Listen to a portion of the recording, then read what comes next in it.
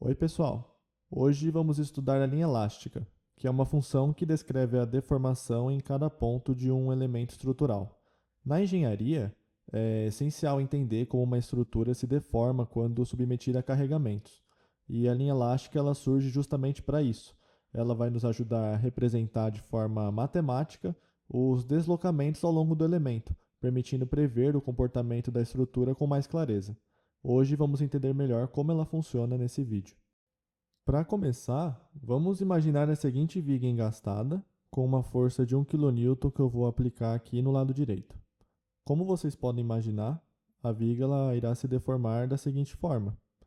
Vale a pena lembrar que a teoria ela é desenvolvida no regime de pequenas deformações e, portanto, os deslocamentos eles estão ampliados para melhor visualização. Também vale lembrar que, na prática, a deformação é a seguinte, ou seja, a gente irá estudar a teoria da linha elástica com base no centro de gravidade, sendo que a deformação na prática é essa que foi apresentada aqui.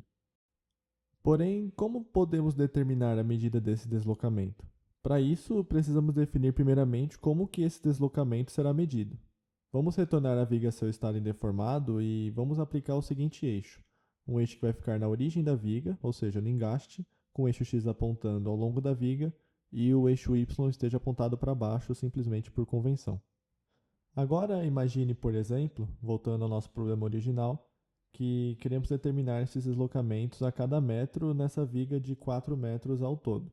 Vendo como fica deformada, precisamos então determinar os valores das seguintes distâncias. Os deslocamentos d1, d2, d3 e, por fim, d4.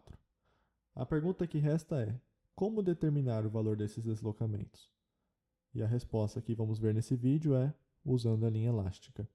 A linha elástica não vai apenas nos fornecer os deslocamentos em alguns pontos específicos, mas sim ela vai nos dar uma função contínua, capaz de indicar o deslocamento em qualquer coordenada ao longo do elemento estrutural. Bom, partindo um pouco agora para a demonstração, para chegarmos na determinação da linha elástica, vamos pegar um elemento de viga e analisar sua deformação como a seguir.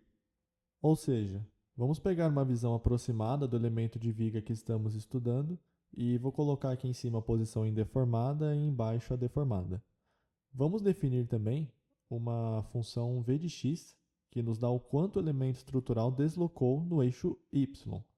Pela hipótese de Euler-Bernoulli, seções planas continuam planas e perpendiculares à linha do CG. A partir disso, vamos analisar aqui uma seção genérica. Dando uma aproximada nela, a partir dessa configuração, a derivada v' de x representa o giro da seção transversal nesse ponto x aqui estudado. Além disso, vamos definir também a função u de x, que vai ser a função do deslocamento horizontal da seção transversal, dado uma coordenada y distante do CG. Dessa maneira, como o u de x é contrário ao eixo x dado um y positivo, o de x será calculado como a seguir. Sabendo disso, vamos deixar essa equação guardada e agora iremos entrar mais a fundo sobre o conceito de deformação. Imagine agora um elemento de comprimento L e deslocamento ΔL, como desenhado abaixo. Tradicionalmente, sabemos que a deformação é ensinada como ΔL sobre L, como representado a seguir.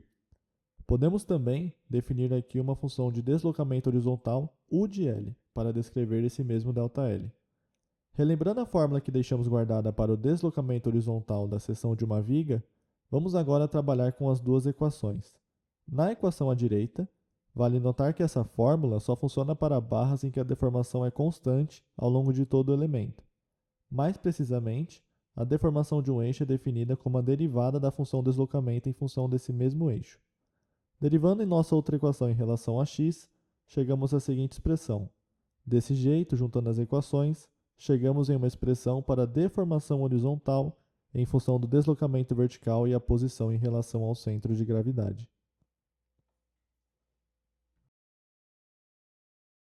Novamente, devido à hipótese de Euler-Bernoulli, sabemos que a tensão horizontal varia linearmente com relação ao eixo y. Criando o eixo y e z na nossa seção indicada, então, podemos imaginar o diferencial de força F variando como indicado pela seta amarela.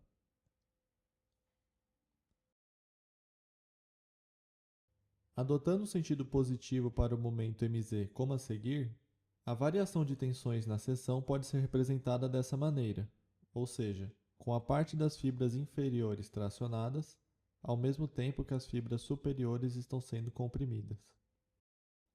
Ou seja, o diagrama em vermelho representa a parte tracionada, enquanto que o diagrama em azul representa a parte que está sofrendo tensões de compressão e, portanto, está sendo comprimido. A lei de Hooke é definida como o módulo da elasticidade vezes a deformação. Substituindo nossa expressão da deformação, vamos ter, portanto, a seguinte expressão. Além disso, o momento pode ser calculado como a integral sobre a área da tensão horizontal sigma, vezes a distância y do centro de gravidade, representando assim um diferencial de momento a cada ponto. Substituindo nossa fórmula de sigma e assumindo também módulo de elasticidade constante, ambos e v' podem sair dessa nossa integral. A integral sobre a área de y² é definido como momento de inércia em relação ao eixo z, levando à seguinte expressão. Isolando mz, agora ao lado direito da igualdade, chegamos na definição da equação da linha elástica.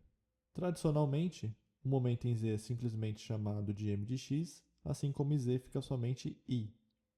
Chegamos, enfim, na famosa equação da linha elástica, que é uma equação diferencial de segunda ordem para o deslocamento v de x.